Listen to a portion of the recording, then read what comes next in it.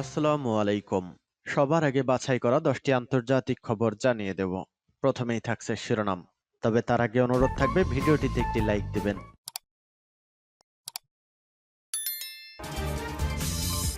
ফিলিস্তিন জিন্দাবাদ জানিয়ে দিব হাতে থাকা সর্বশেষ আপডেট আন্তর্জাতিক সংবাদ। প্রথমেই সংবাদ শিরোনাম, ফের ইয়েমেন থেকে ইসরায়েলে ক্ষেপণাস্ত্র হামলা। এরপর জানিয়ে দিব ইসরায়েলে গৃহযুদ্ধ শুরুর আশঙ্কা। এদিকে ইউক্রেন রাশিয়ার হামলা পাল্টা হামলায় বহু হতাহত। আরও জানিয়ে দিব মিশরের যুদ্ধবিরতির প্রস্তাব প্রত্যাখ্যান ইসরায়েলের। সর্বশেষ জানিয়ে দিব ভারতকে যুদ্ধের হুমকি পাকিস্তানের সেনাপ্রধানের। এতক্ষণ শুনছিলেন সংবাদ শিরোনাম, এবারে বিস্তারিত। তবে অনুরোধ থাকবে ভিডিওটিতে একটি লাইক করবেন এবং কমেন্ট করে জানিয়ে দিবেন কোন জেলা থেকে আপনি আমাদের এই ভিডিওটি দেখছেন। ইয়েমেন থেকে ফের ইসরায়েলে ক্ষেপণাস্ত্র হামলা। ফের ইয়েমেন থেকে ইসরায়েলে ক্ষেপণাস্ত্র হামলা চালানো হয়েছে। তবে ইসরায়েলি বাহিনীর পক্ষ থেকে জানানো হয়েছে ইয়েমেন থেকে ছোড়া একটি ব্যালিস্টিক ক্ষেপণাস্ত্র প্রতিহত করা সম্ভব হয়েছে। এটি ইসরায়েলি ভূখণ্ডে আঘাত হানার আগেই ভূপাতিত করা সম্ভব হয়েছে। খবর এএফপির। এক বিবৃতিতে ইসরায়েলি সামরিক বাহিনী জানিয়েছে ইসরায়েলি ভূখণ্ডে প্রবেশের আগেই ইসরায়েলি বিমান বাহিনী ইয়েমেন থেকে ছোড়া ক্ষেপণাস্ত্র প্রতিহত করতে সক্ষম হয়েছে। সে সময় ইসরায়েলের মধ্যাঞ্চলে কিছু সময়ের জন্য সাইরেন বেজে উঠেছে। ইসরায়েলি জরুরি বিভাগের কর্মকর্তা মেগেন ডেভিড অ্যাডম জানিয়েছেন ওই ঘটনায় তারা কোনো হতাহতের খবর পাননি। এর আগে গত বুধবার 25 ডিসেম্বর ইসরায়েলের বাণিজ্যিক নগরী তেল আবিব এবং দক্ষিণাঞ্চলীয় আশকেলন শহরে ব্যালিস্টিক ক্ষেপণাস্ত্র ও 2টি ড্রোন হামলা চালায় হুথি বিদ্রোহীরা। এর কয়েকদিন আগেই তেল আবিবে হুথিদের আরেকটি হামলায় 16 জন আহত হয়। তবে ইসরায়েলের সামরিক বাহিনী জানিয়েছে ইসরায়েলের সীমানায় প্রবেশের আগেই ক্ষেপণাস্ত্র হামলা প্রতিহত করা সম্ভব হয়েছে। একটি ড্রোন খোলা জায়গায় পড়েছে বলেও জানানো হয়। হামলার সময় গাজা উপত্যকার নিকটবর্তী দক্ষিণাঞ্চলে সতর্কতা সাইরেন বেজে ওঠে।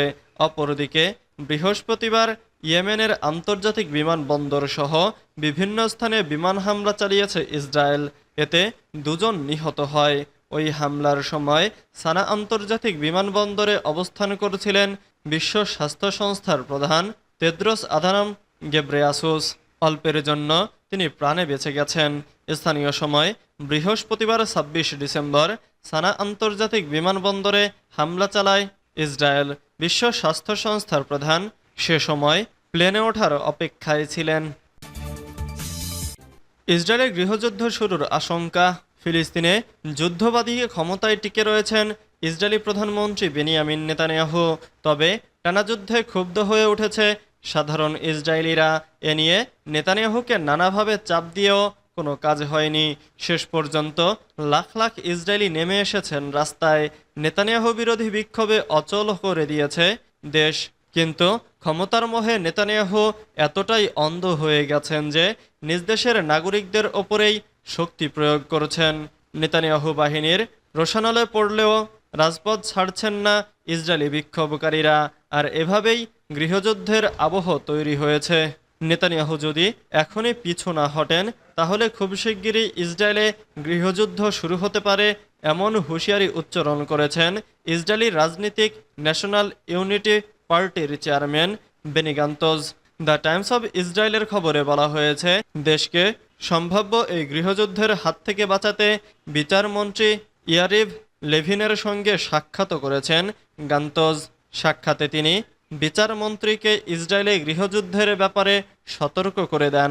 একই সঙ্গে বিচার ব্যবস্থার নিয়োগ প্রক্রিয়ায় হস্তক্ষেপের সুযোগ সংক্রান্ত যে বিতর্কিত আইন পাশ করতে চাইছেন নেতানিয়াহু, সে বিষয়ে নিজের অবস্থান তুলে ধরেন। গান্তজ জানিয়েছেন আইনটি চূড়ান্ত ভোটে তুললে ভুল করবেন তিনি।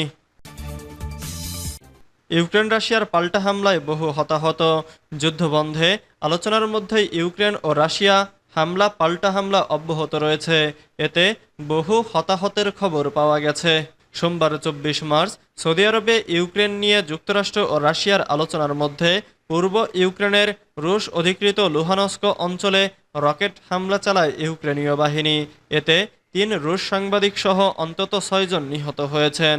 পাল্টা ইউক্রেনের উত্তর পূর্বাঞ্চলীয় সুমি এলাকায় ক্ষেপণাস্ত্র হামলা চালায় রুশ বাহিনী। এতে অন্তত 17 শিশুসহ অন্তত 88 জন আহত হয়েছেন। এর আগে গত রোববার 23 মার্চ কিয়েভে রাশিয়ার হামলায় 3 জন নিহত হয়। এছাড়া আহত হয় আরও বেশ কয়েকজন। স্থানীয় কর্মকর্তারা এ তথ্য নিশ্চিত করেছেন।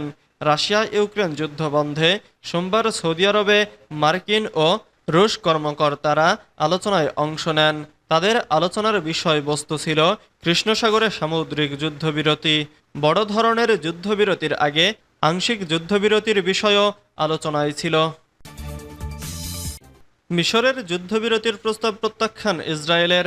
ফিলিস্তিনের অবরুদ্ধ গাজায় মিশরের যুদ্ধবিরতির প্রস্তাব প্রত্যাখ্যান করেছে ইসরায়েল। মিশরীয় সূত্র এ তথ্য নিশ্চিত করেছে।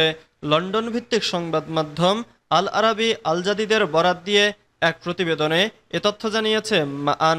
বৃহস্পতিবার 27 মার্চ এক প্রতিবেদনে মিডল ইস্ট মনিটর বলেছে, চলতি বছরের জানুয়ারিতে শুরু হওয়া যুদ্ধবিরতি চুক্তি লঙ্ঘন করে ফিলিস্তিনের অবরুদ্ধ গাজায় হামলা চালায় ইসরায়েল।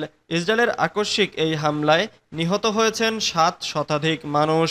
গাজায় পুনরায় শুরু হওয়া ইসরায়েলি এই আগ্রাসন বন্ধের জন্য প্রস্তাব উপস্থাপন করেছে মিশর।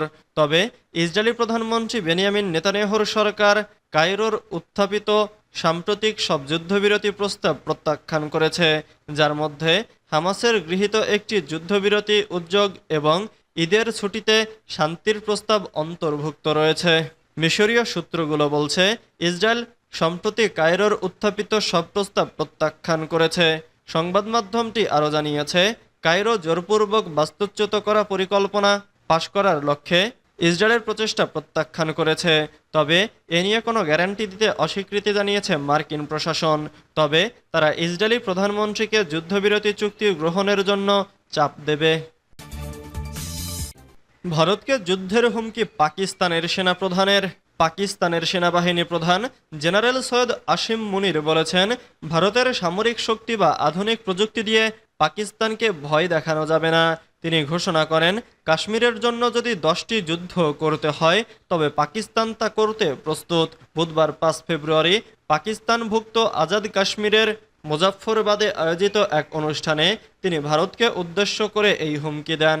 পাকিস্তানের সংবাদ মাধ্যম এক্সপ্রেস ট্রিবিউনের প্রতিবেদনে বলা হয়েছে, মুজাফফরবাদের প্রবীণ ও সাধারণ নাগরিকদের উদ্দেশ্যে ভাষণ দিতে গিয়ে সেনাপ্রধান বলেন, দেশের সাময়িক চ্যালেঞ্জ সত্ত্বেও পাকিস্তান কাশ্মীরি জনগণের পাশে থাকবে এবং তাদের ন্যায়সঙ্গত ও বৈধ সংগ্রামে সমর্থন অব্যাহত রাখবে। আসিম মুনির বলেন, পাকিস্তান এরই মধ্যে কাশ্মীরের জন্য 3টি যুদ্ধ করেছে। যদি আরও 10টি যুদ্ধের প্রয়োজন হয় তাহলে পাকিস্তান তা করবে। ভারতের সামরিক শক্তি বা আধুনিক প্রযুক্তির কাছে পাকিস্তান ভীত হবে না।